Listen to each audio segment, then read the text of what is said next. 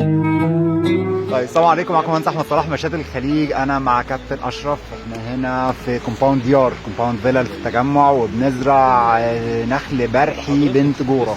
ما شاء الله هم عاملين خطه جميله جدا، عايزين يزودوا النخل البرحي في المكان كحاجه تدر عائد، وحاطين خطه ممكن يوصلوا ان شاء الله لغايه 1000 نخله باذن الله في الكومباوند. كومباوند جميل وما شاء الله في مساحات خضراء كبيره جميل. وحاليا ابتدينا اول دفعه بنت جوره، وان شاء الله في دفعه انسجه جايه. وكان في قبل كده هو الكابتن اشرف كان زارع فسايل وقبلها انسجه.